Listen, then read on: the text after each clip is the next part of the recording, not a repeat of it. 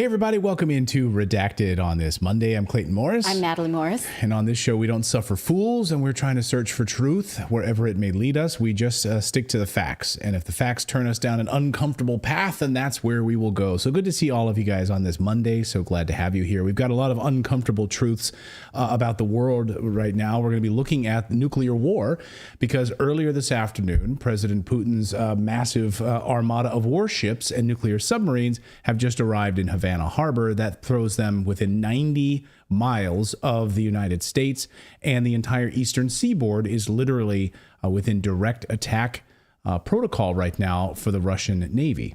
Plus, the bird flu pandemic has barely just launched, and already the WHO is telling lies about it. Shocker. Are you surprised? Are we going to stand for this? We're going to break down the latest lies about bird flu, the disease X that they would love so much to survey you over.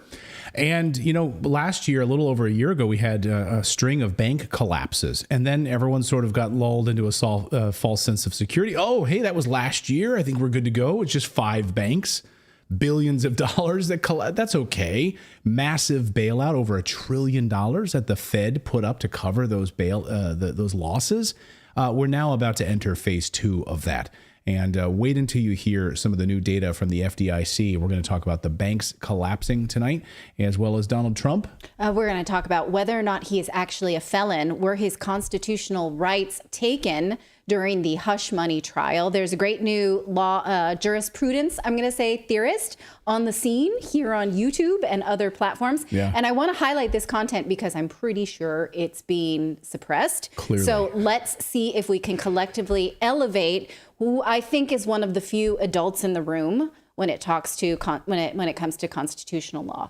Yeah, I think he's great. And good to see everyone on this Monday. Nice to see all of you guys. Yeah, I just got done watching his second episode, which just dropped, about whether or not this was politically motivated. We'll tell you about all that. We won't give away the story on all of that. You know what? I was thinking as I watched that, and we're going to get to it, if this wasn't real, it would actually make for good courtroom drama.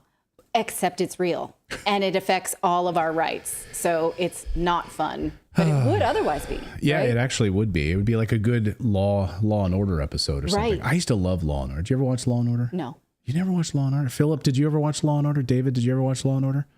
No. I've never watched any courtroom episodic drama. Oh man, I used to love that stuff. But it was pretty formulaic. Like you have the 15-minute crime, Right. and then you cut to the, da-dunk, and then you get into the courtroom stuff. My mom's super into Suits because she's a Meghan Markle supporter, and I can't watch that on principle.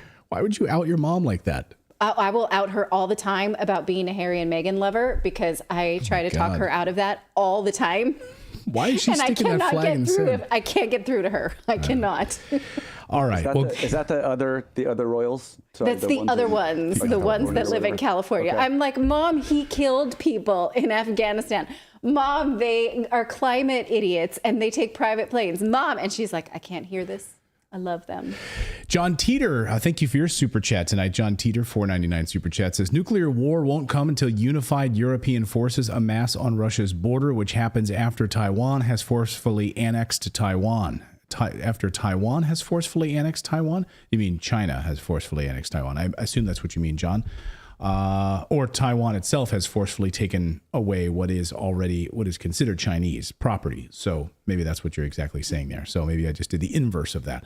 Thank you for that. Good to see all of you guys. We have a busy show for you on this Monday. That's right, indeed. And we do have a newsletter. We would love for you to all subscribe to the newsletter. It's totally free. It's the Redacted newsletter delivered to your inbox first thing in the morning. Just go to redacted.inc, sign up for the newsletter, put in your email address, click submit, and then you will receive a welcome email from me, which comes from Clayton. You just need to make sure that it's in your inbox. Might go to your spam folder, your junk folder, or something like that, and then drag it over to your inbox, and then you will receive the newsletter first thing tomorrow morning when we publish Tuesday's newsletter. And it's a great way for us to stay connected. We cover like 4 or 5 of the big stories of the day, some of the market news and updates, like gold prices, silver prices. You can check those first thing in the morning. What is Bitcoin doing overnight? And we catch you up on some stories you might have missed while you were sleeping and all of that. So go to redacted.inc. That's the place to go, redacted.inc. Well, overnight, Russian warships and a nuclear-powered submarine arrived in Cuba, 90 miles from Florida's coast. Someone called John F. Kennedy and seek his wisdom if you can find him. Meanwhile, Senator Lindsey Graham this weekend finally told the truth and admitted the real reason we are sending billions of dollars to Ukraine and training and weapons. Listen. Either we're going to help Ukraine or we're not. It's now time to give them the F-16s, let them fly the planes, long-range artillery to hit targets inside of Russia. They're sitting on $10 to $12 trillion of critical minerals in Ukraine. They could be the richest country in all of Europe. I don't want to give that money and those assets to Putin to share with China. If we help Ukraine now, they can become the best business partner we ever dreamed of. That $10 to $12 trillion of critical mineral assets could be used by Ukraine and the West, not given to Putin and China. This is a very big deal how Ukraine ends. Let's help them win a war we can't afford to lose. Let's find a solution to this war. But they're sitting on a gold mine to give Putin $10 or $12 trillion of critical minerals that he will share with China is ridiculous. So, of course, it's not about the Ukrainian people at all. It never was about the Ukrainian people. It's about $10 trillion of resources. We don't care about the Ukrainians. It's about the minerals. It's about the resources that we plan to plunder and steal from them, of course. And Russia is getting in the way to our strategic plans there. So why are they playing with potential nuclear war over minerals and resources? Our next guest is holding a special emergency press conference this week in Washington, D.C. It's called "The Danger of Nuclear War is Real and It Must Be Stopped." That is former UN Weapons Inspector Scott Ritter is going to be at that D.C. event, and he joins me now. Scott, great to see you. Good to see you. So we'll talk about the event in just a minute and get your perspective on that. But first, your response to Lindsey Graham this weekend, making a number of different statements. So Lindsey Graham admitting the truth. 600,000 Ukrainians, it's not really about them at all. It's about our ability to get our hands on $10 trillion of minerals and resources. Well, Lindsey Graham's been around a long time, and he's old enough to remember that this has always been the American policy regarding post-Soviet Russia. The United States, from the moment the Soviet Union collapsed, viewed Russia as a landmass that was too big, had too much wealth, too much minerals, would make any emerging Russian state self-sufficient with the capability of not being totally subservient to the West. And it was always the policy objective of the United States to ensure that Russia could never again rise up and challenge the United States globally like the Soviet Union did. And so the policy of the United States was always to weaken Russia politically, economically, and geographically, to break Russia up into constituent parts so that you couldn't have a singular entity possessing all of this capability. So the Ukrainian conflict is an extension of this. You know, if you go back to the period of time before the Maidan revolution, the Maidan coup in 2014, when Viktor Yanukovych and even the presidents before that were desirous of joining the European Union. The reason why they didn't join the European Union is because in the post-Soviet era, in the 90s and afterwards, Ukraine had a special economic relationship with Russia. And this relationship allowed Ukraine to trade with Russia, to have industrial capabilities that continued to feed into the Russian system, similar to what had happened in the Soviet times when it was a singular economy. And if Ukraine joined the European Union, then Russia would have to put up a barrier because you can't allow an EU nation to exploit Ukraine to poach the Russian economy. So Russia told Ukraine, you have a choice. You can continue to have this great trading relationship with us, or you can join the European Union, have a great trading relationship with them, but you can't have both. And Ukraine made the decision that it was just too expensive for them to walk away. We couldn't accept that because even though Ukraine was an independent sovereign state, Russia continued to be able to access Ukrainian resources And we didn't want Russia to access those resources. We wanted those resources for ourselves. So one of the main reasons to strip Ukraine away from Russia was always about the resources. This is why Hunter Biden worked for Burisma, a energy exchange company. This is why American politicians have always had a unique attraction to Ukraine, because they could sit on boards, they could associate with companies that dealt with energy. This is about America siphoning the economic wealth of Ukraine away from Ukraine and away from Russia. Lindsey Graham has finally told the truth about what the American policy with Ukraine is all. It's never been about democracy. Ukraine's never been a democracy. It's never been about helping the Ukrainian people. We don't care about them. I've been saying this since day one. You can't claim to care about a people whom you allow their manhood to be slaughtered on the battlefield, allow their people to be dispersed. This is about Ukrainian resources. That's it. And Lindsey Graham is basically saying that he's willing to let Ukrainians die to the last Ukrainian so that America can gain access and control of Ukraine's mineral wealth. How close are we to nuclear war? You're about to head to Washington, D.C. and headline this event down there, be one of the speakers as part of this big event, this press conference.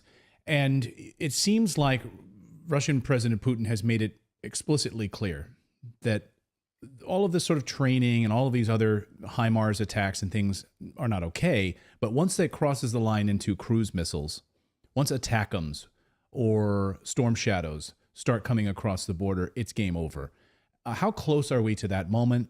And when people throw around the idea of nuclear war, are they just being hyperbolic, or are we there? Are we at this sort of Cuban Missile Crisis moment right now? Well, we're past the Cuban Missile Crisis. What people don't understand with the Cuban Missile Crisis is that, yes, the Soviets put missiles into Cuba, but the confrontation was timed to the arrival of Soviet ships to a line that Kennedy had drawn in the Caribbean. And so we had this clock that was running down to that gave people a moment to look at, consider. Insanity prevailed on both sides. We don't have a line. We have a push of the button. We are one ATACMS launch away from general nuclear conflict with with Russia, meaning that the Ukrainians who have ATACMS missiles now, if they attack the wrong target inside Russia, this could lead to a general nuclear war. And it's that. And so what I'm trying to tell the audience here is that for whatever reason, we have passed down to the Ukrainians the ability to start a general nuclear war.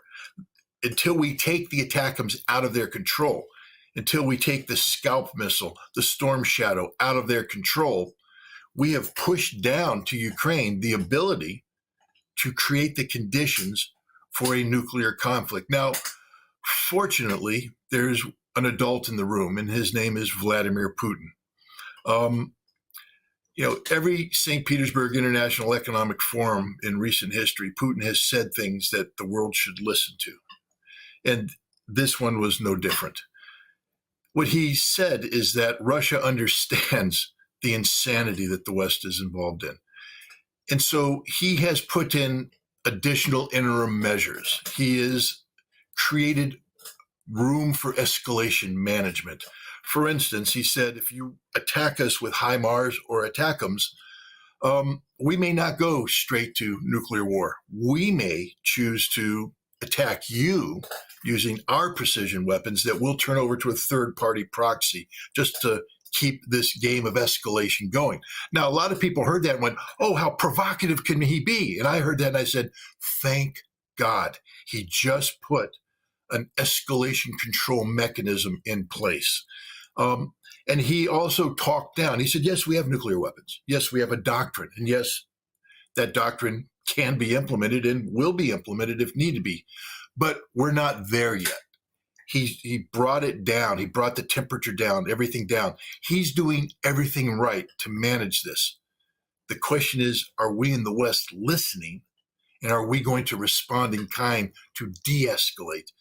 And I'm afraid I'm not hearing that from the West right now. Maybe we can, but this is one of the reasons for this press conference, is to drive home the absolute imperative for the United States to take a leadership role in de-escalating the Ukrainian conflict.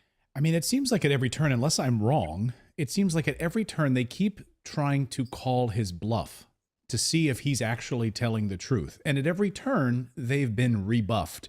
So now he's saying, I'm going to use third-party proxies, just like you guys are doing. It seems like a great idea. So I'm going to provide weapons to these third-party proxies. And do you want to test that? Do you want to see if we're being truthful? Do you want to see if I'm bluffing here?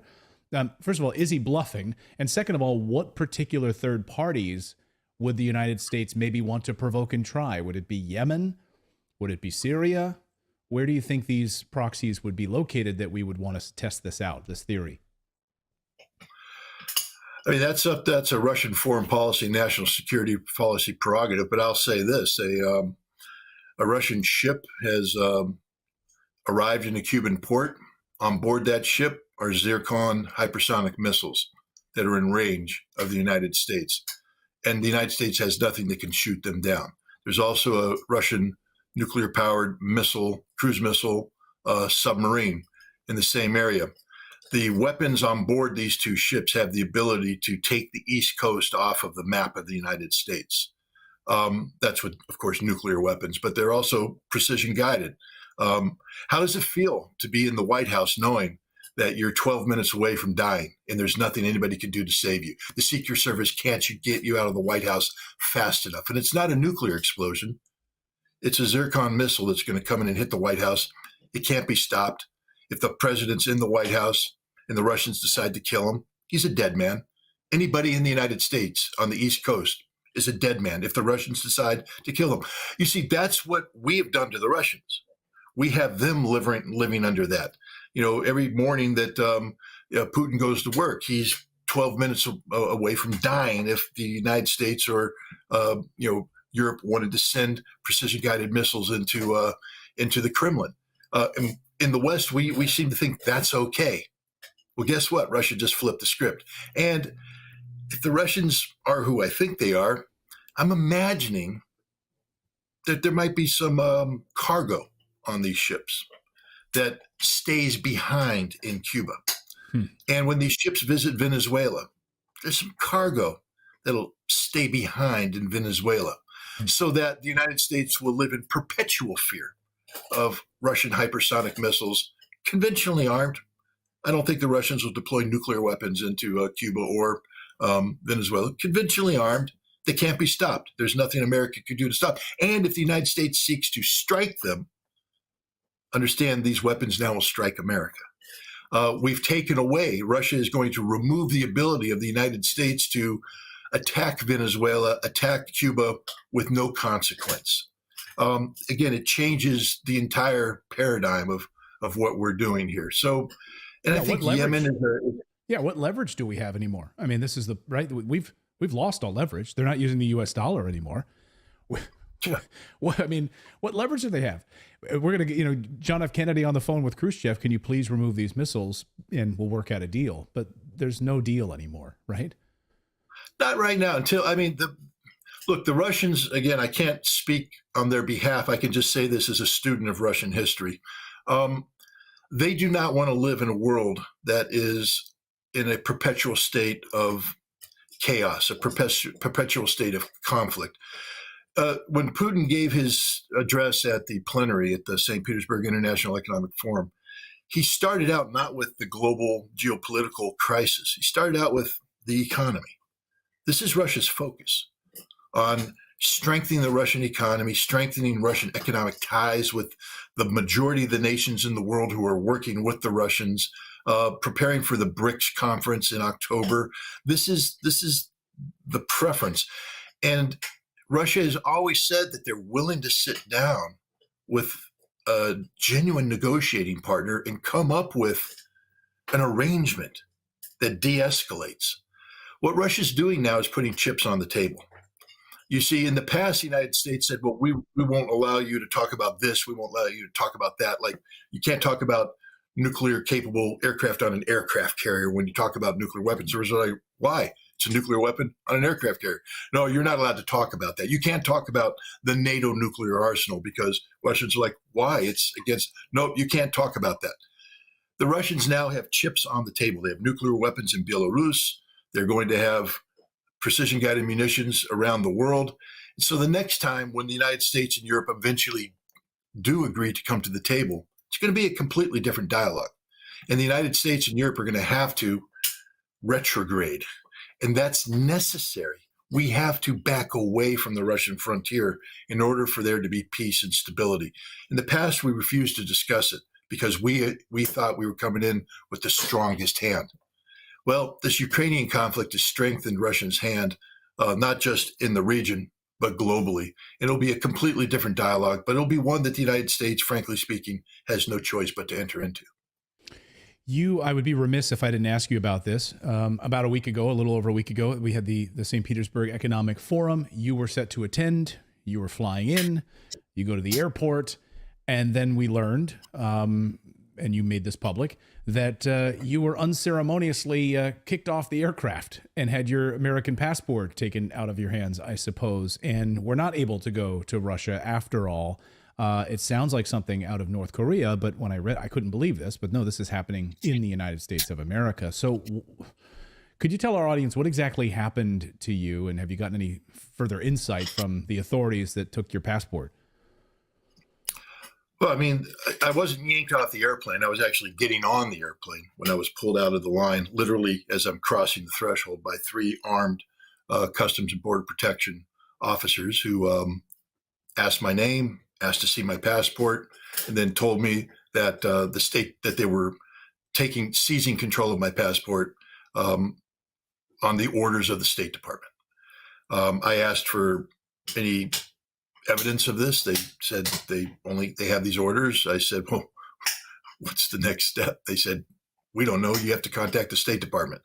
And I have been contacting the State Department ever since, and I've gotten no answer. Now, I've heard from media sources saying that the State Department has said that they revoked my passport. So it isn't just a seizure; it's a revocation of my passport. But other than that, they haven't given a specific reason why. Let me just say this: that passport was issued to me in May of 2021. I've taken that passport on 2 previous trips to Russia with no problems. I've traveled to other foreign countries, France, Switzerland, no problems whatsoever.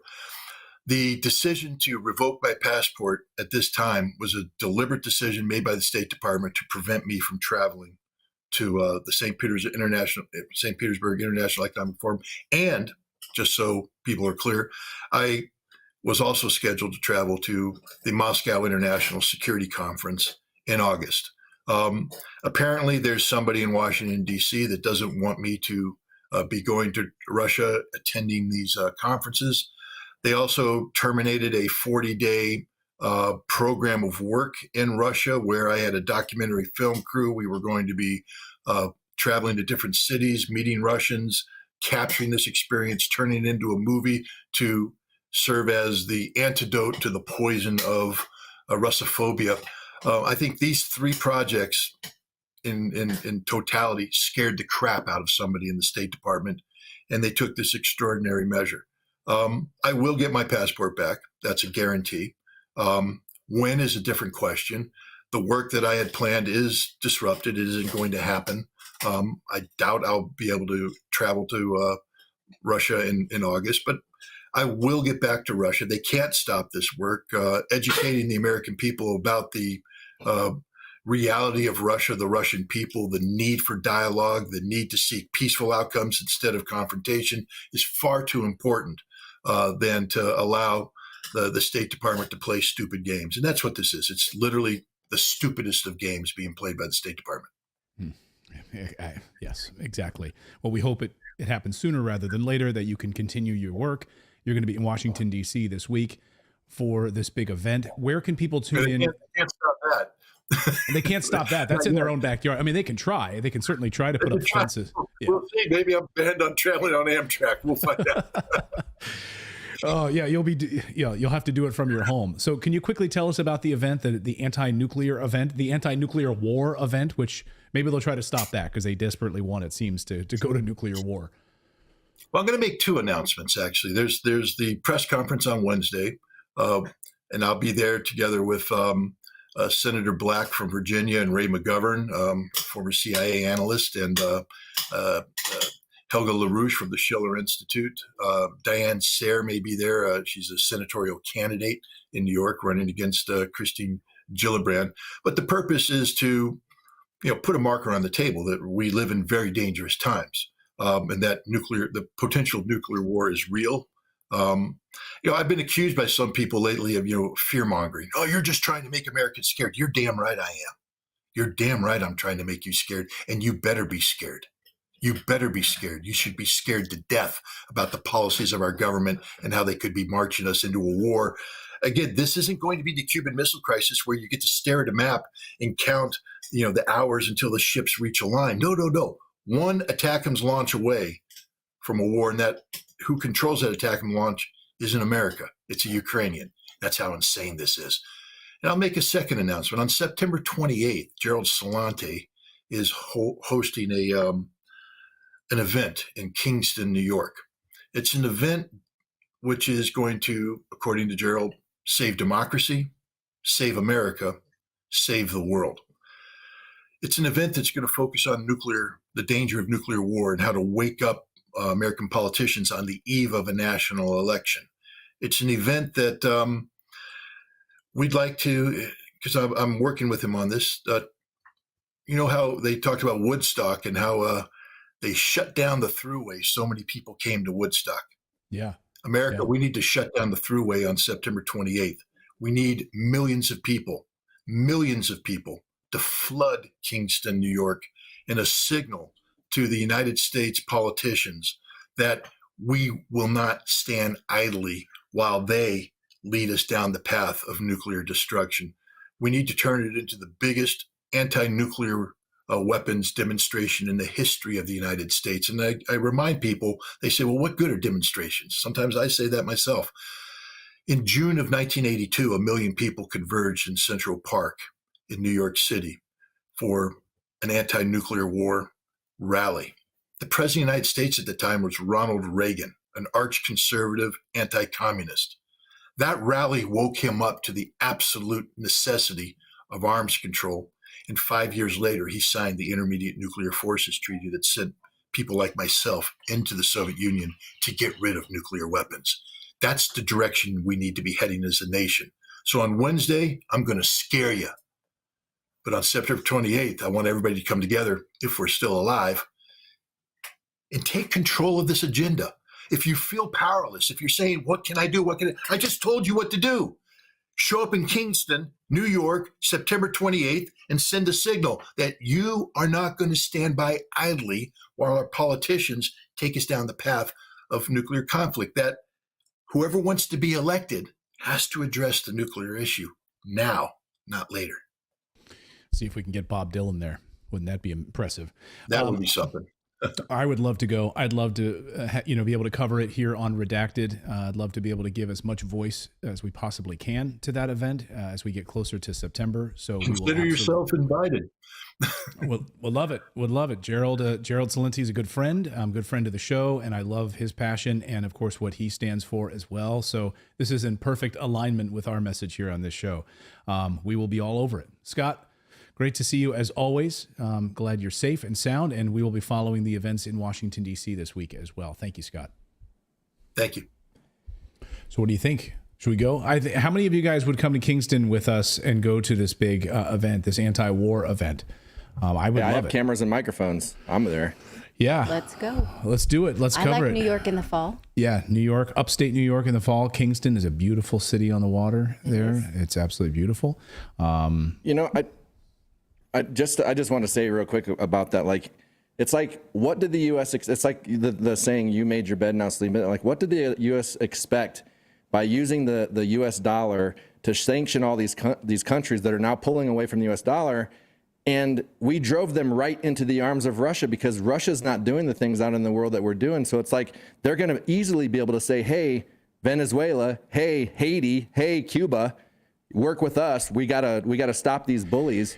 Right. It is scary. This was addressed in the Thomas Massey interview on Tucker Carlson Network over the weekend that was released. And he talks exactly that about how congressional representatives do not understand that we are shooting ourselves in the foot by deciding that the dollar can be used less and forcing economies to then strengthen themselves outside of our sphere of influence. It's the stupidest thing ever. It would stand to reason, and it is not exactly doing what politicians say that it was going to be done. So I refer you to that great interview if you haven't already watched it. It's absolute madness. And anyone can look at this right now and say the Biden administration, this president has been arguably one of the worst presidents in modern American history, if not of all of American history.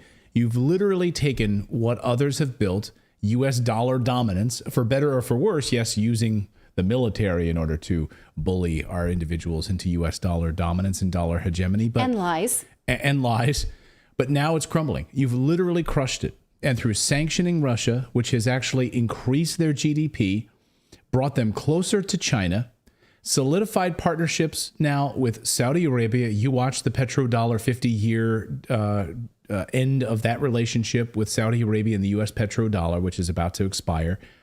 I mean, you've, instead of renegotiating that so that extends, no. Now you can turn to China. You can turn to Chinese currency. You can turn to the BRICS currency. Right. I mean, talking about the Biden disaster. administration, I also felt extremely scared when he talks about his passport being taken away from him with no litigation, no charges for anything, just you don't have the freedom to travel. This passport is invalid for you. I mean, the Biden administration, you guys, do you have any other proof that it's terrifying? It's devaluing our economy, allowing perverts to run the economy, and taking away our freedoms. And wide What open, else do you need? and leaving the southern border Right. wide open in the United States and orchestrating an invasion of the United States. I mean, seriously, what more do you need? This is the worst. What's the worst thing that can happen? We're here.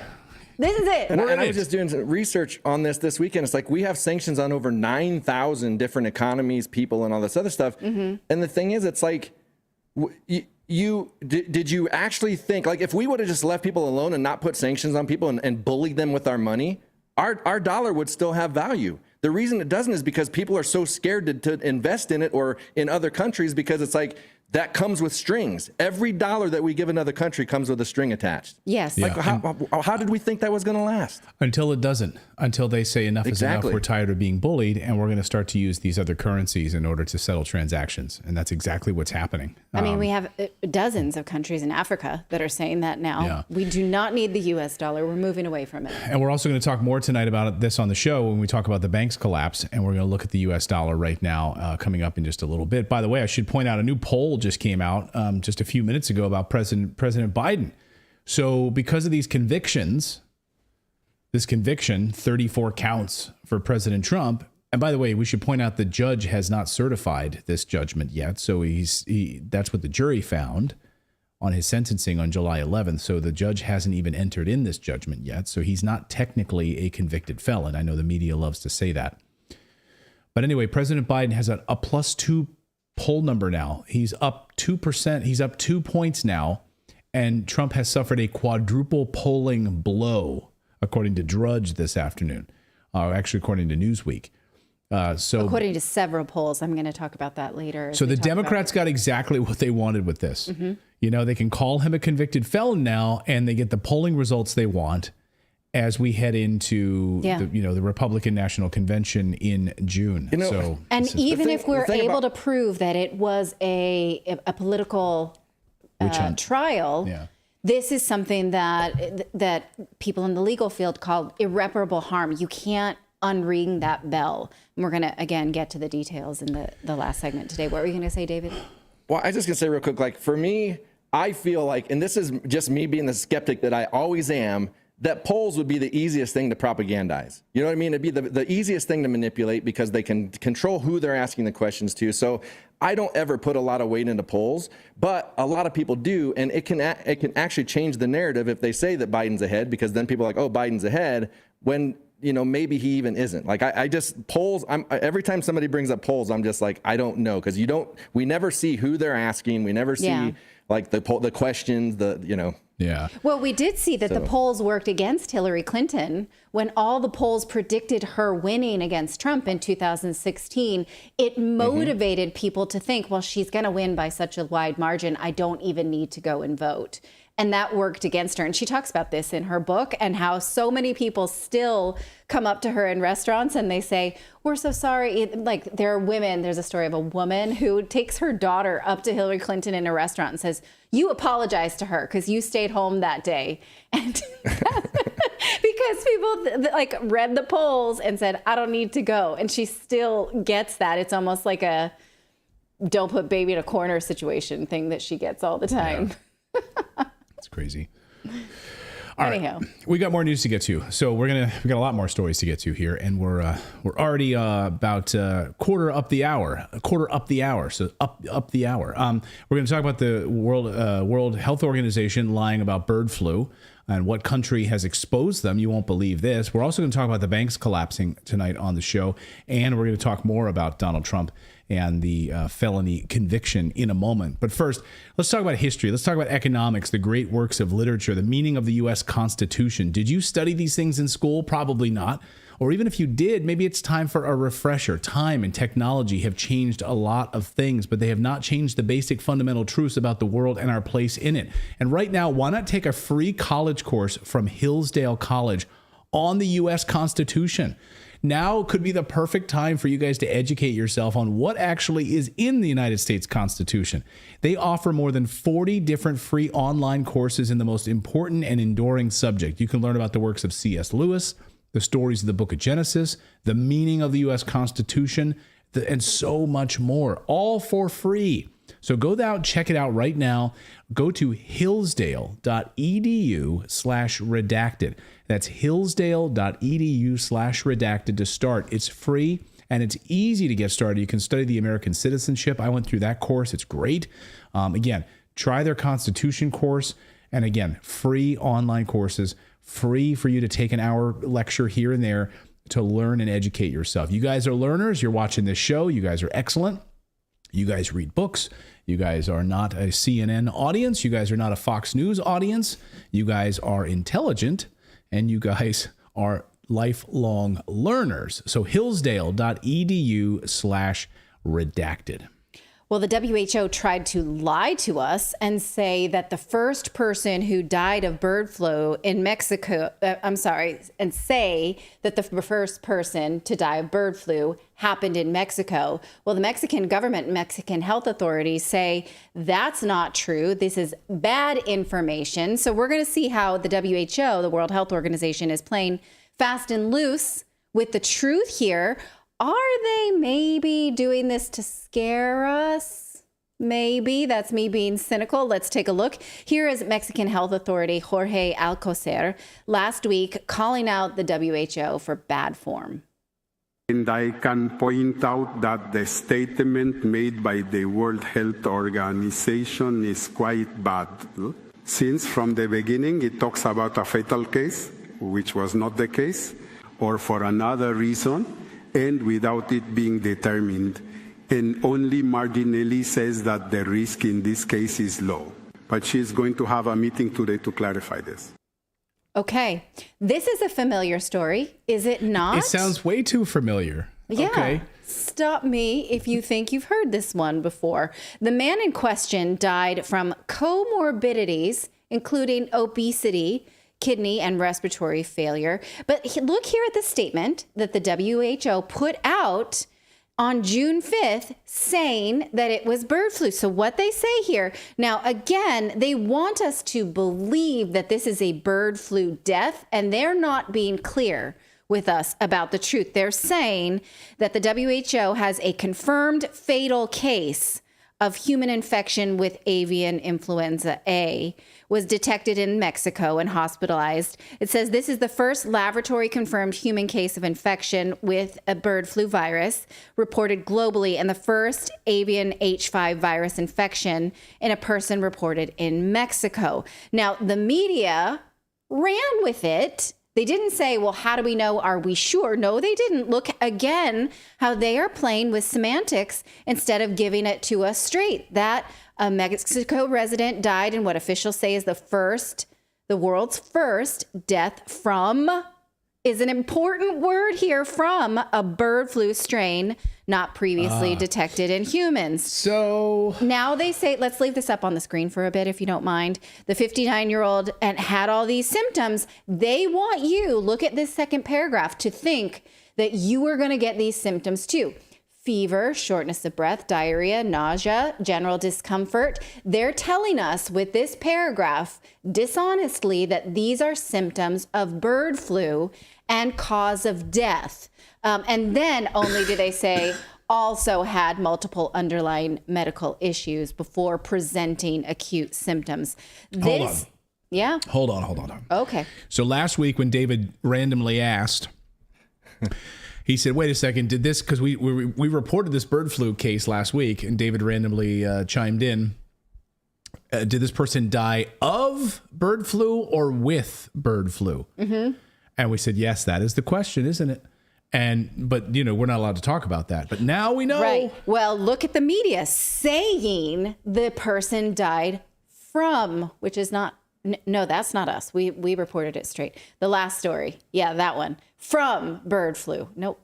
Anyway, yes, that one. You see that from, second line down, from first death from a bird flu strain. I still don't see the from. What are you talking about? Right there. From. Yep, I see it. A Mexico resident in the died. paragraph. Yes. I was reading the headline. Okay. A Mexico resident died in what officials say is the world's first death from a bird flu. So they're lying. This is important, you guys. This is important because they didn't know and they didn't ask. The WHO said it. And again, you can sort of give the WHO some wide berth here, but they're not being clear with us, and they did not correct the record until Mexico corrected the record. Now, again, this is not a new game. We played this during the pandemic when COVID deaths were overcounted because of people who died with COVID, not from COVID. And it wasn't until experts held their feet to the fire that the CDC then later admitted, oh yeah, we overcounted COVID deaths. We counted people who died with COVID. So if we came in from a car accident and had COVID. Yeah, you just got hit by you just got hit by, somebody or whatever, and you came in and you had COVID when you came in. Well, now this is extra. But also, go ahead. What I was going to say, are they still using the test that we found out? Let's talk about the test. Are they taking? Okay. Yes, we're getting there. I'm here for it. Okay. What's worse, again, is that they said that this bird flu case was confirmed with a PCR test. You can see by my face where I'm going with this, because we have proof now that PCR tests are faulty. We covered this last week, and I would refer you to this segment about a court in Portugal where German tourists sued the government for detaining them against their will based on PCR tests. And the court ruled that the tests were unfit for purpose because they have a 97% fail rate. Here is that case. And in case you read Portuguese or you want to look it up and just put it through your translator, because the court actually looked at scientific documents and said, oh, yes, there's a high fail rate. So now that we're being told that this man was confirmed with a PCR test of bird flu, well, can we believe them if they lied about the fact that it was from bird flu and we only have a PCR test of bird flu?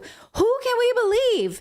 Also, again, we're being told that, yes, this man had bird flu, which is rare in humans, based on a PCR test. And then when the government of Mexico called out the WHO for its bad information, they admitted on Friday, oh, yeah, the guy also died of other things. Let's watch this first before your question. Oh, okay.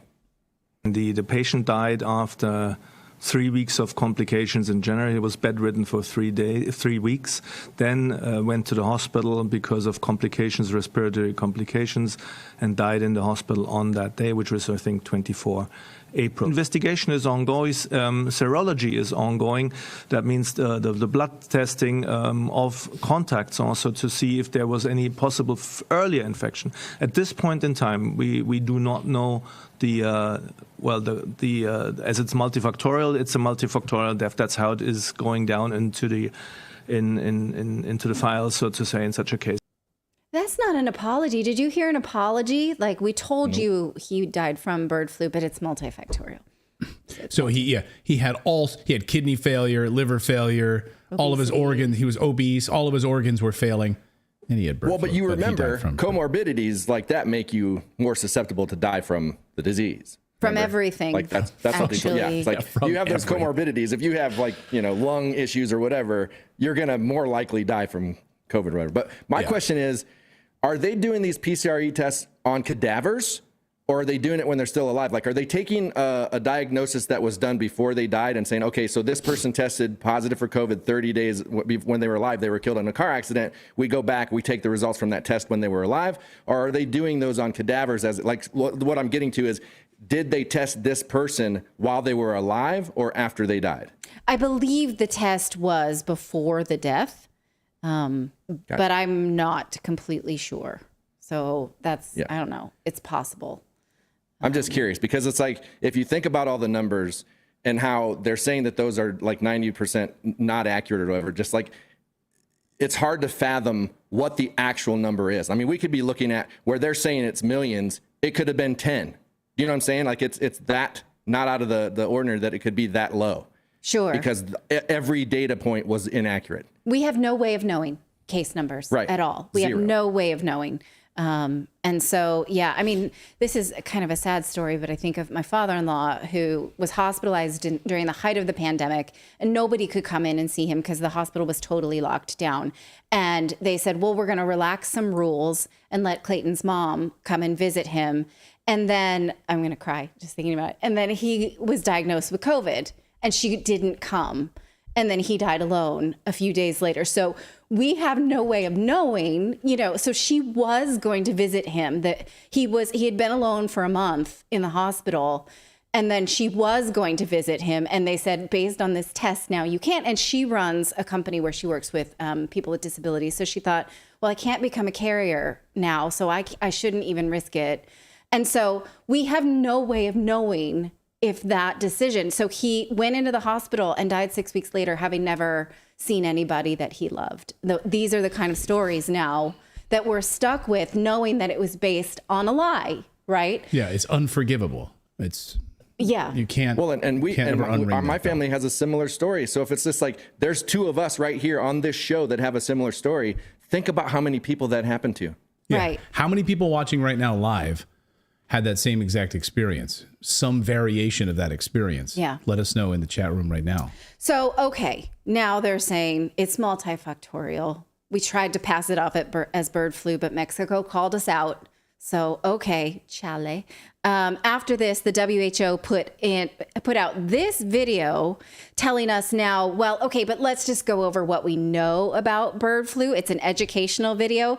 Let's look at what they're saying about bird flu contraction. They're saying, yeah, it's rare, but it only takes one. Just one. Take a look. So, Wenjing, if human infections are so rare, why is WHO concerned about it?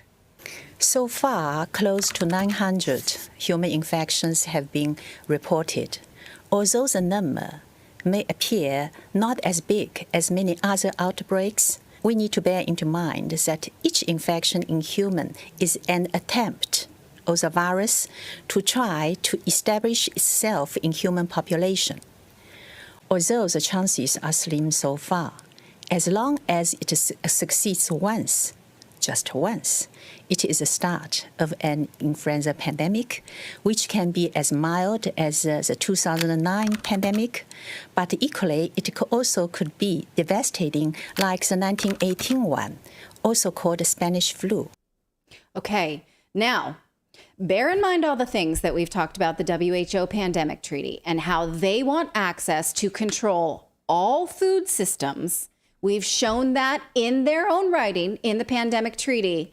Now, bearing that in mind, listen to what she says about our food supply and how everyone who touches cows and chickens, even your backyard chickens, you're at risk. Watch. Anyone exposed to infected live or dead poultry or infected animals or contaminated environments such as live bird markets is at risk. Slaughtering, defeathering, handling carcasses, and prepare poultry for consumption, especially in household settings, are also risk factors. So if you are a poultry farmer or have chickens in your backyard, you need to be aware that you are at potential risk of catching bird flu.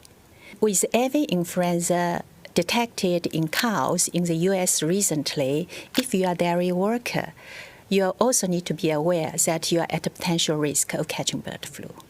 Okay, our food, even that B-roll they used of like a fairly healthy stir fry, like chicken and asparagus, they're like, yeah, they're like, you don't meat, want to be eating like that. Meat, any kind of poultry, if you touch it, sorry. Right. Yeah. Look at this stir fry associated with bird flu, please. First of all, I want to say, does she not look like, you ever seen those videos of Chinese warehouses that are building robots? She looks just like one of those robots. She's a bit AI. I watched it a few times today, and I'm like, is she real? Her voice is like the real stuff of nice nightmares. Like if I was going to do a horror movie and I was going to have someone who talking to you about something, like you will go into your room and you may never. It's like the voice of the last elevator ride you will ever come take. out. Yes, exactly. Philip just said the last elevator ride you'll ever take. Yeah, exactly. Wanted to point out, like, she's talking about the like if you have poultry and you have cattle that you can get the bird flu, but like the COVID virus that we had, the reason that people knew that it was coming from a lab because in the wild it did not attach to human cells, and it's the same with the bird flu. It does not attach to human cells. So yes, we're going to get to that as well. Oh, I'm sorry. Yep. Okay. Stop jumping the gun. Okay. Well, just let me show you this next clip then, because she says that even though the WHO statement shows that the risk to humans is low, she says, well, the virus is mutating. That's why we need constant global surveillance. Wenqing, we know that this virus is evolving constantly. Talk to us about how WHO is preparing countries for a possible pandemic. The risk of any influenza pandemic is persistent and is being watched closely by a long-standing global system called the Global Influenza Surveillance and Response System, also called GISRIS. This system will rapidly detect an influenza pandemic virus once it enters into human population. And from there, it will trigger a series of response, including the development of laboratory diagnostics and vaccines. In addition, WHO will rapidly release a series of practical guidance to countries tailored to the specific pandemic response needs. Okay. Oh, great. That sounds. That? So we've got a Big Brother influenza tracking system. Mm-hmm. Global surveillance. So we'll know exactly. It was like that crap they were. If you like that. It was like that crap they were pulling at the airport when you would get off a flight and they had like the sensors. They had like lasers shooting down at your forehead to see if you were like slightly elevated temperature and all that crap. Yeah. But now it'll just be a global surveillance net. They'll be able to monitor and know exactly who has the flu. Now, this admission that the virus is mutating is concerning in and of itself. Last week, we spoke to Dr. Kelly Victory about this, and here's what she had to say about the fact that the virus is mutating may be an indication that there's gain of function. Watch. The study suggests that the more recent strain of bird flu possibly could have come from gain of function research. This is a sequel that I do not like. What do we know about this? Well, this is exactly right. Unfortunately, we know that many scientific labs in the United States, not just in China, have been doing gain-of-function research specifically on this virus, bird flu, H5N1. That includes places like the University of Wisconsin in Madison and the USDA lab in Georgia. They have been manipulating this virus in the laboratory, what we call gain-of-function manipulation, which means taking a pathogen, could be a virus, as it is in this case, or a bacterium or a fungus, and manipulating it in the lab to make it stronger, more transmissible, more resistant to treatment, more capable of spreading, for example, between humans. That is what they are doing with this virus, and they've been doing it for many years. We now have some evidence that the recent outbreaks we've seen in these farm workers, so far, people who are in direct contact with infected animals, but they are infected with a variant of H5N1, which specifically is the one they are working on in these labs, which leads you to believe that this may be, once again, a lab leak and a virus that was manipulated in the laboratory. Okay, now see how now they're pretending, the WHO, that they just, I don't know, the virus is not supposed to do this. We don't know. It's not supposed to be this transmissible between humans, but it's changing, and we're just not sure why. We don't know why. Now, we were warned about this a few weeks ago by WHO Dr. Jeremy Farrar, or Farrar. I'm not sure exactly how to say his name. Now, before we play his statements, let's remind ourselves that he is a liar. He had a role in the Nature journal article that told us that COVID did not come from a lab. Remember this little nugget that we found out from a congressional investigation that he changed? This was his email about that scientific paper that they used to manipulate us, that COVID didn't come from a lab, and we know that it did. And he said, hey, can I just change it from it's unlikely that it came from a lab to it's improbable? So we know that he's a fraud. Okay, bearing that in mind, now let's listen to him tell us, we don't know, bird flu can mutate. It might just be a bad deal. We don't know why it's doing this. Listen to this liar talk. That virus now evolves and develops the ability to infect humans, and then critically the ability to go from human to human transmission. And we know that in the rare cases, I think off the top of my head, 400 or 500 cases so far of humans, the mortality rate is extraordinarily high. So to me, this is a major concern. The current outbreak, for want of a better word, in America amongst cows is really concerning as well, and also talks to this issue of transmission. We have to understand in those cow settings, sheds, how H5N1 is transmitting, because it may be evolving into transmitting in different ways. This is a huge concern, and I think we have to watch, more than watch, we have to make sure that if H5N1 did come across to humans with human-to-human transmission, that we were in a position to immediately respond with access equitably to vaccines, therapeutics, and diagnostics. Oh, vaccines, you say. Yeah, General Buck Turgeston in our chat says, I'm getting 2019 vibes. Yeah. Yeah. Okay. Now, he says vaccines, right? Okay, that's just where our mind goes, to the profit of vaccines and the profitability. But Dr. Victory last week told us that we actually already have ways to treat it. We don't need vaccines. Listen to what she said about that. The good news is, and the reason that people should not be fearful of this, is that we have every reason to believe that we have safe, readily available, effective medications to treat bird flu. We have every indication, for example, that it will be easily treated by hydroxychloroquine and chloroquine, just like COVID was easily treatable with hydroxychloroquine, ivermectin, and steroids. The problem was the powers that be prohibited us from even talking about those things, let alone having ready access to them. If doctors were not impeded from treating patients who had COVID with those medications, the death toll and the suffering would have been far less. So hopefully, if bird flu should become something to be concerned about, if it should begin to be transmitted between human beings and between people who are not in direct contact with infected animals, then hopefully we will be allowed to use the medications that we should be able to use, like hydroxychloroquine. If instead they shut those things down in order to foist their mRNA vaccine, quote unquote, agenda on us, then it's going to be up to people to push back and say, no, we fell for that the last time and we're not falling for it again. Okay.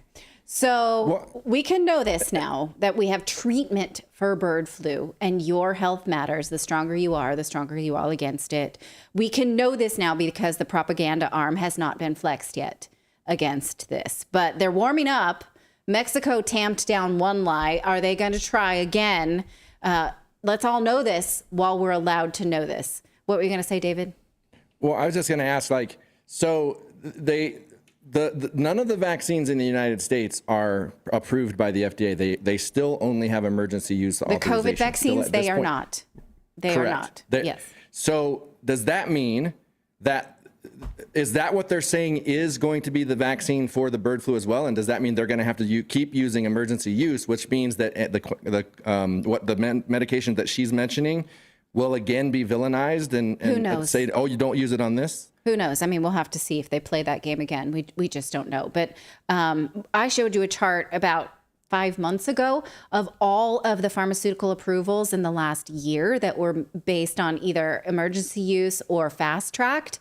And it's in increasing amounts now. I mean, they're declaring that they need to do that for even postpartum depression, things that clearly are not, that you can't have a pandemic of postpartum depression, but they're using this anyway. So we will see. So anyway, that's what we know about bird flu. We know they're longing. We know some things that we maybe will soon not be allowed to know. So let's try and put them in our brain now, like the Matrix. I will end with this. If you would like a good laugh, read the comments on this WHO bird flu video that I showed you pieces of just now, because it's gold. I was laughing all afternoon and spamming the team with all of these responses. There's not a one person in this thread who's like, oh, okay, good idea. I'll protect myself. I'll wash my hands. Not one person. Mostly it's F off.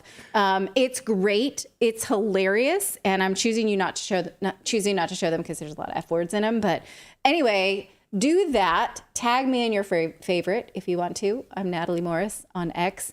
But because you need it. You need the comic relief around this. So that's what we know about bird flu, guys. All right, well, we got more news to get to here. We're just getting started. First hour is done. The second hour begins now. We're going to talk about the banks collapsing, and we're also going to do a deep dive on, is Trump a felon or not? A Yale University law professor has done a deep dive into the constitutionality of the trial, and it is eye-opening, and it's worth all of you hearing about. And is your money in U.S. banks? You better pay attention to what's about to happen. Phase 2 of the banking collapse is about to start. We'll talk about that in just a second. But first, we want to tell you about our friends over at American Financing, because in today's economic climate, many of us, of course, are finding it hard to manage our monthly expenses, and high credit card interest rates can trap you into a debt cycle with balances that just persist month after month.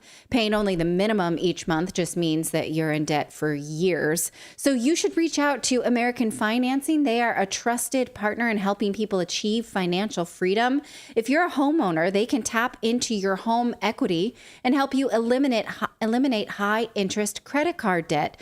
On average, their customers save about $854 per month, the equivalent to receiving a $10,000 per year raise. So the process is straightforward and quick. You just have to learn enough to make yourself comfortable, go over your family's finances and see if it works.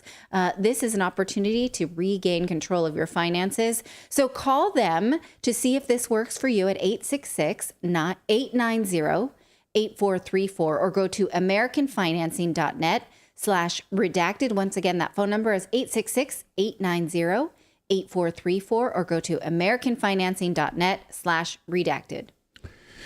Well, here's something the mainstream media is going to totally hide from you, just like they did the Hunter Biden laptop and the banking crisis. It's the banking crisis in the United States is about to get a whole lot worse. You better buckle up and protect your family right now. As economist Jim Rickards says, we are entering phase 2 of this banking collapse right now. If you've read Jim Rickards' great works, Road to Ruin is an absolutely eye-opening book, and he is a brilliant man. Banking crisis stage 2, he writes. And he dives deep into how this all unfolded. So let's take a step back here a minute and look at phase 1. As Kevin Demerit of Lear Capital and I talked about this last week here on the show, Kevin was talking about how so many of these commercial loans started coming due And it's been destroying these small banks. Because obviously people are coming in, they're like, going to refinance them, but people are not going to refinance into higher interest rates. And so a lot of them are right now being squeezed. And you're going to see a lot more bank failures, hundreds of bank failures. And it all started, if you'll remember, on March 8th, 2023. Most people think it actually started on March 9th because that made more of the headlines, but it didn't. Actually started the day before with a small bank, Silvergate Bank, and that bank collapsed. But it was eclipsed by the following day, of course, by Silicon Valley Bank, which collapsed, and then a bunch of other banks that weren't as publicly talked about. But on March 9th, the FDIC said that indeed all of those excess deposits were uninsured. So, more than $250,000 in these accounts, we can't cover it. We're sorry about that. That's just the way it goes. That's what the FDIC is there for. We insure anything up to $250,000. Well, guess what? A lot of these, Silicon Valley venture firms had their money, they have millions in there, wiped out. Sorry. Well, then they came back a few days later on March 11th, and they actually said, sure, we will insure all of those losses. Wait, what? Now you're going to insure all of them? How are you going to do that? Janet Yellen comes out and says, yeah, we'll cover them. The Treasury will cover it. Don't worry about it. $1 trillion? Okay, how's that going to work? Well, it's being called the mother of all bailouts, as Jim writes here. That Sunday night, they also closed Signature Bank, a New York-based bank with crypto links. The damage wasn't done. On March 19th, the Swiss National Bank forced a merge of UBS and Credit Suisse, one of the largest banks in the world. Credit Suisse was on the edge of insolvency.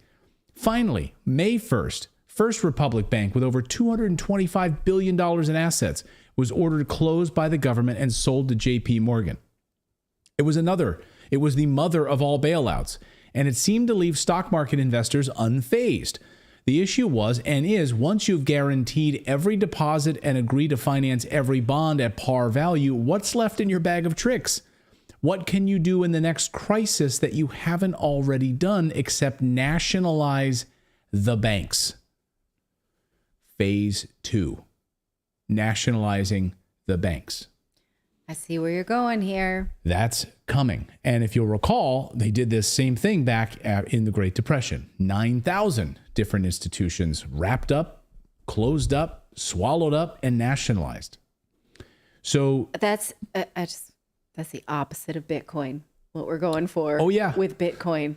Exact opposite. That's not the thing. And it's absolutely terrifying.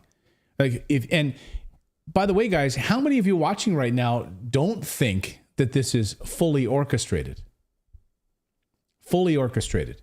When you have a financial collapse of this magnitude, where you can't use your cash, you can't use your banks, here's your central bank digital currency to fix everything. So Jim Rickard sort of asks, what's left in your bag of tricks? You've already literally financed every bond at par value. You've guaranteed every deposit. You have nothing left. Now phase 2 begins. And nationalize the banks, force everyone then to go into a central bank digital currency that we control and know every transaction and take away your cash. That's exactly what's coming. So phase 2 is coming right now. So you had 5 bank failures at that point, $1 trillion bailout by the government. The crisis seemed over, right? Seemed like it was fine, Jim says. But that was false comfort because that was just halftime, as he writes. As investors are totally relaxed and think, oh, the crisis is over. And then you have CNBC running sort of retrospectives, right? About a year ago, remember that Silicon Valley Bank? That was a one-off, right? That was just a one-off. Watch. Do we have enough time now to say that it was kind of Silicon Valley's problem? I mean, it was more of a one-off than it wasn't it, Leslie? Yeah, it's kind of remarkable, Joe. I think we could probably say that, although, of course, we're seeing cracks form once again a year later. Yeah, we could say it was a one-off, but, Joe, we are starting to see a lot of cracks. You know, like if you were standing next to a giant aquarium. Just a long series of one-offs. That's what we're coming into. Just so they're not connected. They just said one after the next, after the next, after the next, but just one at a time. One at a banking time. whack-a-mole. Sometimes two at a time, but they're each one at a time. Like, come on. It's unbelievable.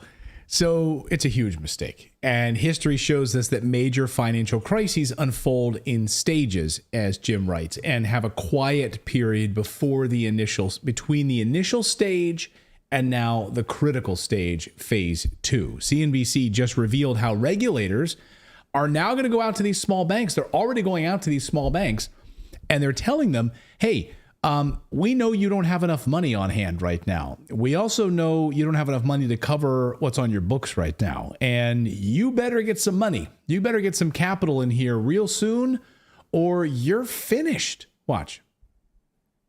Hundreds of small and regional banks across the U.S. are feeling stressed. More than 280 banks face the dual threat of commercial real estate loans and potential losses tied to higher interest rates. There's no doubt in my mind there's going to be more bank failures. Or at least dip below their minimum capital requirement. There will be bank failures, but this is not the big banks. Rapid interest rate hikes can mean borrowers suddenly face more expensive loan payments. And if they can't afford to pay up, they may default on their loans. A record $929 billion worth of loans are coming due, aka maturing, in 2024, driven by mass extensions of loans originally due in 2023. Regulators are working behind the scenes with potentially at-risk lenders. Listen, here we go. Sort of confidential, under-the-radar reports saying you got to raise your capital. We'll see a lot fewer bank failures than we would otherwise if we're successful in attracting private capital to recapitalize these banks. These are banks that probably need to raise capital, or they could try to get acquired by a stronger bank. Yeah, see, did you hear that? So regulators are going out to these smaller banks. We know you're undercapitalized. And what about a private, a bailout? AKA, we buy you out. We take over these banks, swallow you up. Do you think, and a lot of people might, and maybe you'll have to explain it a little bit, but do you think we would be facing this if there wasn't fractional banking? You know what I mean? Like them being able to loan 10 times every dollar that they have. Like, No. It would be impossible. It would be absolutely impossible. So what David is referring to, fractional reserve banking. Up until COVID, banks had to only keep on hand 10% of your initial deposit. So I bring $1,000 into the bank. They had to keep $100 in the bank, okay, operating. And then they could lend out the other $900. Well, when COVID hit, they got rid of those rules. So then you only had to keep 0% of my deposit. So if I, Clayton, brought $1,000 into the bank, gave you $1,000 bank, you could lend out $1,000 for a mortgage or something else out there. You didn't have to keep any of my money, which is why you're seeing all of these situations now where people are going into the bank and they're like, yeah, I'd like my money out of the bank. And the bank says, we don't have your money. We don't actually have your money because it's all a lie.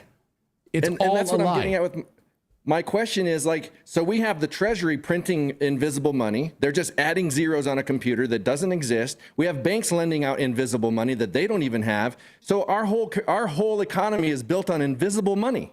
Yes. Once we took it off the gold standard in 1974, in the early 74 or 72. I'm having a brain fart at the moment. But anyway, once we took it off the gold standard, yeah, that's exactly what happened. It's not backed by anything. It's backed by debt. So it's all a lie. It's all a lie. So stage 2 is beginning. As Jim writes this, well, it seems that the quiet period is over and we are entering stage 2 of the banking meltdown. According to the latest data, listen to this, from the FDIC, many banks could be at risk of failure as unrealized losses reach $517 billion in the first quarter of 2024. That's up from $471 billion in the last quarter of 2023. 40 banks with over $1 billion in assets have already reported unrealized losses higher than 50% of their equity capital. Over 200 smaller banks with lesser assets have issued the same reports. The bottom line is stage 2 of the crisis is here, and the effects will be devastating to financial institutions and the stock market as a whole. So, yeah. Get ready. The banking collapse phase 2 has just begun. Which like you're pointing out, And what they're going to do to try to stop it is come after us for every red cent that they can for us to send back into that system so they can bail them out. We'll lose our homes. We'll lose our assets. We'll lose our money. We'll pay $10 for a $1 hamburger, and they'll take every single dime from us to bail these idiots out that have made these financial decisions for however long this has been going on. Yes, that's exactly what will happen. Number one is they'll swallow up, the big banks will swallow up all of these small banks, sort of be nationalized, if you want to call it that. That's what will happen. It'll be consolidated. Chase Bank, Bank of America, the big three banks will swallow up all of them. Your money will be used to bail in this whole process, and then they will issue a central bank digital currency that they will control. And it will be a Wall Street run central bank digital currency. That's exactly what will happen. So we are here on the tipping point moment, which is exactly why I'm such a big proponent of owning physical precious metals, having silver, having gold on hand to make sure that you're protected against all of these headwinds right now. Jim Rickards, in his piece today, says the only answer in this is gold bullion. And what he means is not just for you personally, but also for governments. The governments right now that are tying their currencies to gold are actually solidifying their currencies. The U.S. is not. So that's like probably the biggest answer for the United States right now is to go back to some sort of a fractional gold standard for the currency. Well, the United States can't even answer to where all the gold we had on reserve even is. It was like supposed to be at like Fort Knox or something like that. And then they've said that some of it was under the Trade Center on 9/11 or some stupid stuff like that. It's like, where's all of our gold? Yeah, I don't know. But I know where some of it is. At least our friends at Lear Capital can help you actually get some of that gold. And that's why I want to tell you about our friends. Natalie and I are big proponents of gold and silver investing. And if you just get on the phone with them, you want to be able to convert a portion of your IRA, your 401k, or your money that's sitting in US dollars right now in one of these banks, I would seriously talk to them, give them a call, ask them how can you convert some of those US dollars into gold bullion, as Jim Rickards just pointed out. Get on the phone with them. These are American patriots. You're not going to get some call center in India. I had a viewer write to me and said, thank you for telling me that, because I get so sick and tired of talking to these companies where they outsource their stuff like to India somewhere. No. You're going to talk to an American company in the United States of America. They're fantastic. They will help you and they will guide you. Do you want to have gold sent right to your house? You can store it in your gun safe. Or do you want to store it off-site in an off-site location? They can handle all of that for you under guard 24/7. Call them right now, 1-800-613-3557, right there on your screen. Write that 800 number down, or go to the website learredacted.com, learredacted.com. Is Donald Trump now a convicted felon since a jury has found him guilty in the hush money trial? And was this trial a politically motivated trial that now shows us how all of our rights can be taken if they just don't like you? Now, this is something I want to address, but look now here at how Democrats are using this conviction to their advantage. This is J.B. Pritzker, the governor of Illinois, speaking about this recently. Donald Trump is a convicted felon, an adjudicated rapist, and a congenital liar.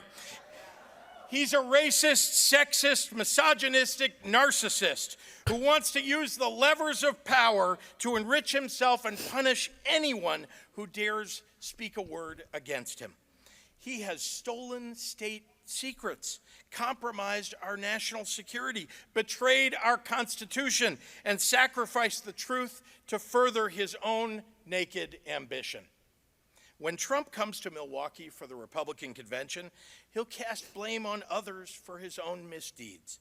He'll claim credit for things that he never touched. He'll lie and he'll ramble.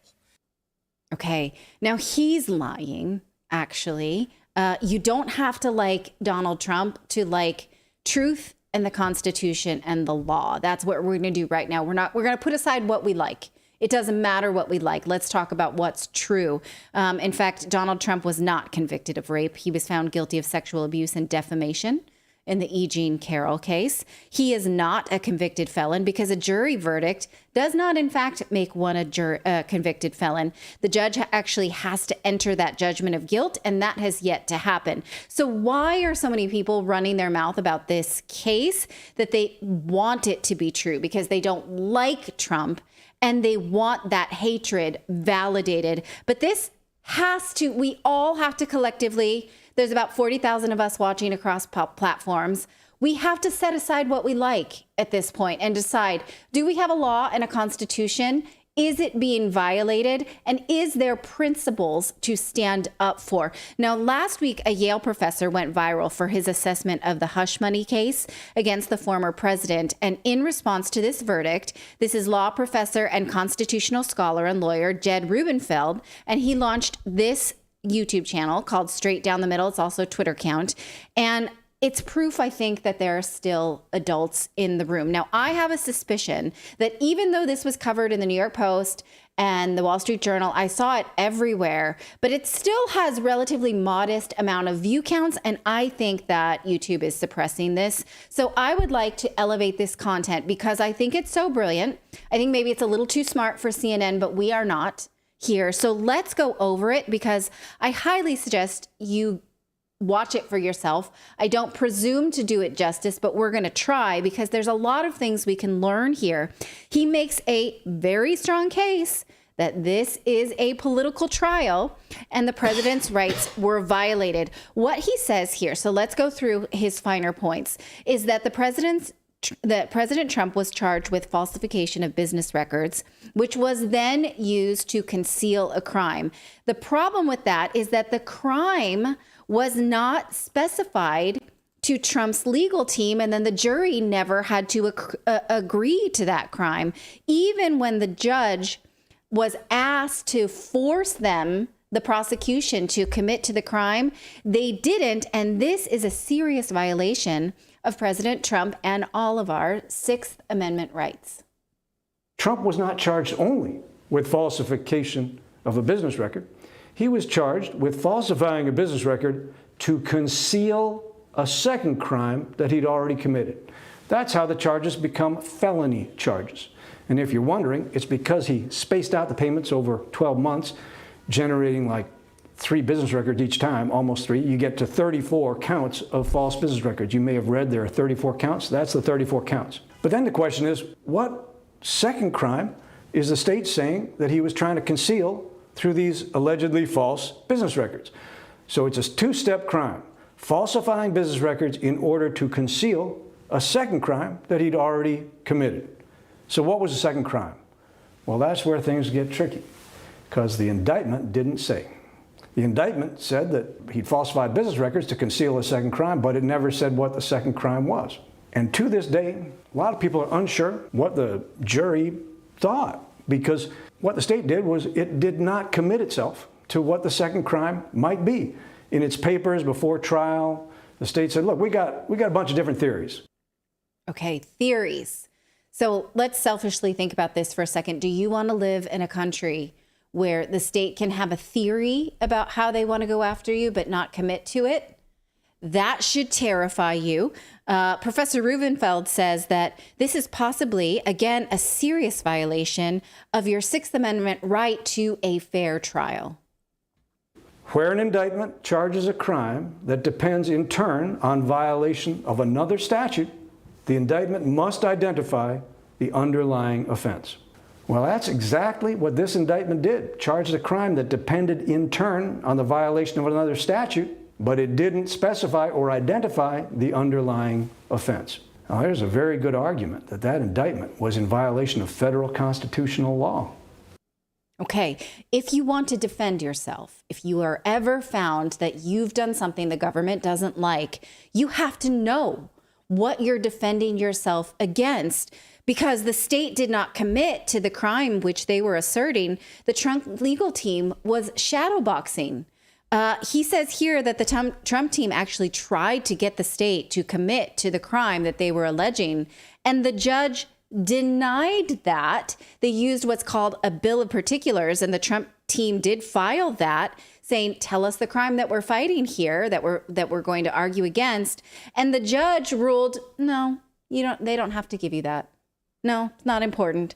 So the judge decided the defendant did not have to know what he was being accused of. Again, if it can happen to Trump, it can happen to all of us. This should scare you.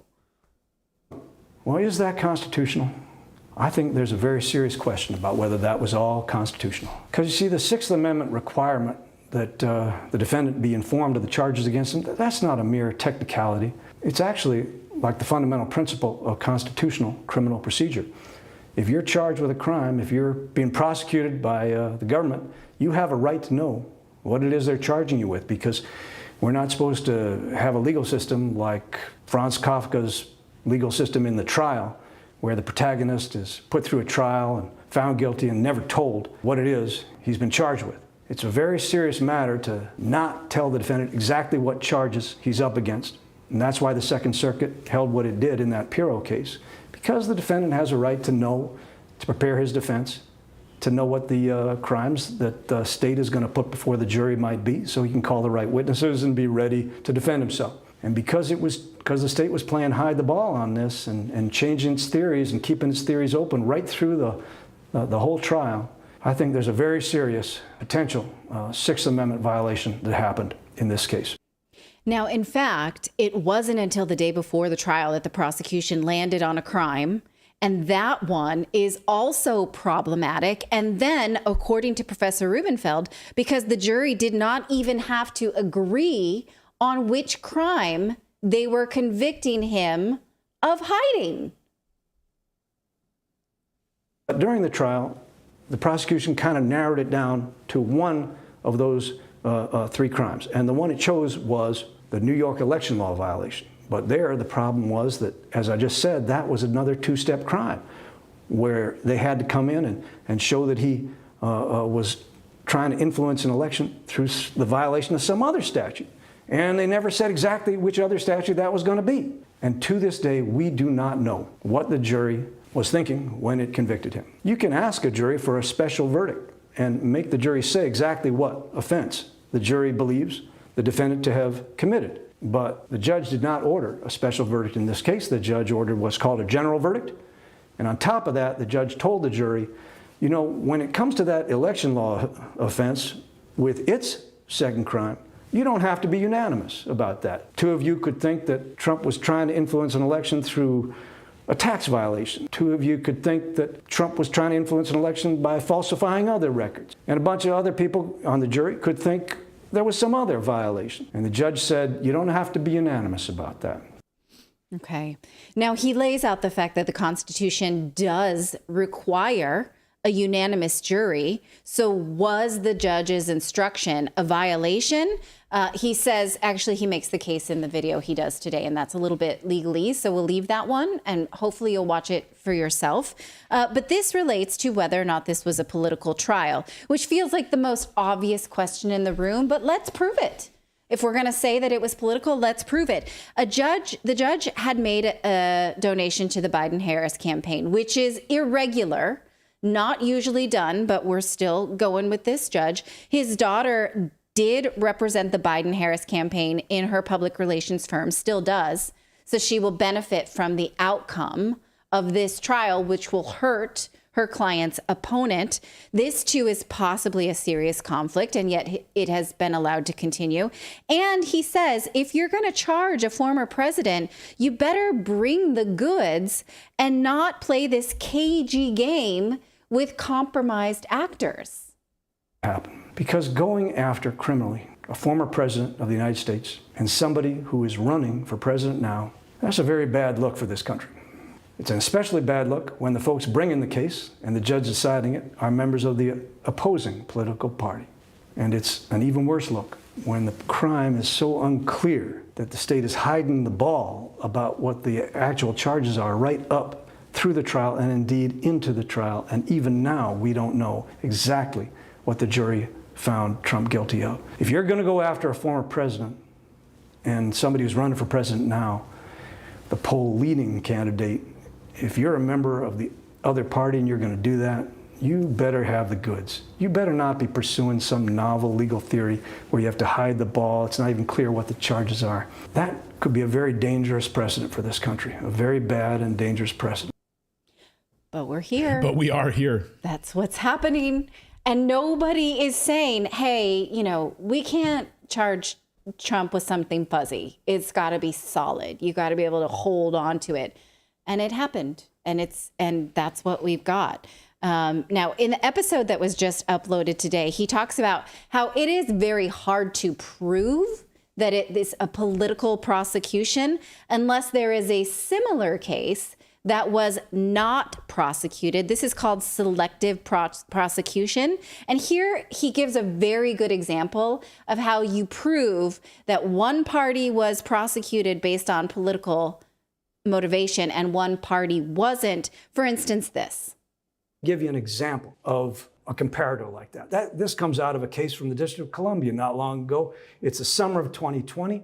A small group of pro-life protesters stage a protest, and as part of their protest, they chalk up a bunch of sidewalks, city sidewalks, with their message, "Preborn lives matter," or something like that. Preborn lives matter. They put it in chalk on a sidewalk and they get arrested. What did they get arrested for? Defacing public property. They're arrested under the District of Columbia's defacement ordinance. And guess what? Under that ordinance, they are probably guilty of defacing public property. But the defendants, they said, hang on a second, just down the street, this is summer of 2020, remember, they said down the street and throughout the city, there are much bigger protests going on, and people are chalking up sidewalks and chalking up streets and buildings with the message, Black Lives Matter. It's happening all over the city, and nobody ever prosecuted them, not one single prosecution for defacement of public property, but you're coming after us, and you're charging us with defacement of public property?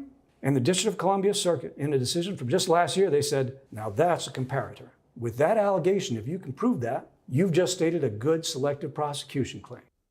Okay, well, guess what? We do have a comparative case. In a case just like this hush money trial. Dun, dun, dun. Guess who it is? It's the Hillary Clinton campaign. Watch.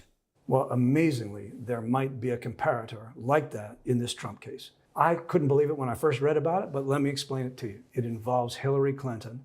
You got to remember the core of the case against Trump. What's the core of the case? Prosecution says Trump falsified business records. How? Well, he took some campaign finance expenses. That's $130,000 in hush money paid to Stormy Daniels. The state says those were campaign expenses, but the Trump organization called them legal expenses. And that was false. That's what the prosecution says. That was false. They were campaign expenses, not legal expenses. And because they were campaign expenses, but not reported as such, that's a campaign finance violation. So that was the heart and remained the heart throughout the case of the prosecution's case against Trump. Now, here's what's so amazing. In 2022, just a couple years ago, the Federal Election Commission determined that the Hillary Clinton campaign had committed a campaign finance violation. What was it? They found that in 2016, the very same year that these events concerning Trump took place, that the Clinton campaign had paid money to fund the Steele dossier. Do you remember the Steele dossier? It was a report containing very scandalous and supposedly incriminating allegations against then candidate Trump. Well, we didn't know it at the time, but it turns out that the Steele dossier had been funded by the Clinton campaign. And when it was discovered that the Clinton campaign had funded the Steele dossier, the Federal Election Commission started looking, well, how did you report those payments? And it turned out that the Clinton campaign had reported them as legal expenses. That's right, as legal expenses. And the FEC said, those weren't legal expenses. Those were campaign finance expenses. And that violates campaign finance law. You can't call campaign expenses legal expenses without reporting them. Well, that's a surprisingly similar set of facts. But here's the thing. They were never prosecuted by the New York district attorneys. And of course, the Clinton campaign was located, headquartered in New York City. So they could have been. And these facts had all come out by 2022. According to public records, there was never a single prosecution, not of Hillary Clinton, not of anybody associated with her campaign, for falsifying business records to cover up a campaign finance violation, notwithstanding the fact that you got, on the surface of it at least, very similar facts. Okay. I mean, you guys. That to me is a mic drop. That's where we're here. This guy is a Yale professor. I hope he doesn't get canceled because aren't they kind of, a little woke in those colleges? This said, I also had the same thought, like, whoa, this guy's so irrational. He's saying truth. Is that allowed? How is this happening? This is, again, he's calling it straight down the middle. That's exactly how he's playing it.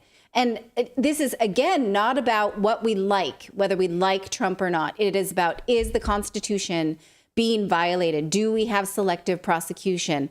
We do. One group gets a prosecution, the other gets a slap on the wrist and an $8,000 fine. That's not the same. Dread in our chat says, dig in this lawyer guy. Please. Thank you. I was riveted awesome. by it. I shared it with my dad. Anyone who would listen, I was like, Shared you it with guys, us? we gotta elevate this guy. We were driving, listening to it. Yeah. It was really good. So, okay. Now, he says that the judge and the prosecution could be guilty of influencing an election. And by the time this is all litigated, said and done years later, this would cause irreparable harm because, again, you can't unring that bell. To all of us, this would cause harm because the outcome of the election would be decided and could not be undone. And of course, it is having that effect. Swing voters have begun to shy away from Trump in light of this verdict. This is what Clayton talked about earlier. And again, this is not to defend Trump. This is to defend what is the outcome of this trial that may be a political prosecution and a violation of an American person's rights. But now it seems that the prosecution and the judge, maybe they know that they mucked this up and they want to sort of conduct this show trial, but they want to get out of it before their feet is held to the fire and it's proven that they were compromised. Because on Friday night, Judge Juan Merchan sent this letter to all attorneys involved in the case, alerting them to this weird Facebook post where a guy said, my cousin is a juror and says Trump is getting convicted. Thank you, folks, for all your hard work. Now, if this is legit, which it doesn't even really seem like it is, this guy later said he was a shit poster. But why would the judge send this letter? Like, it seems to me that even though the post is not legit, it signals that the people in charge who have done this political prosecution maybe want out of it. That's what I think. What do you think, Philip? Oh yeah, no, I was just you covered it, but the guy that originally posted that the judge was mentioning, that guy came out was like, I was just shit posting. He's like, yeah. And so like it was just trying to get the largest reaction with the least amount of effort. Right.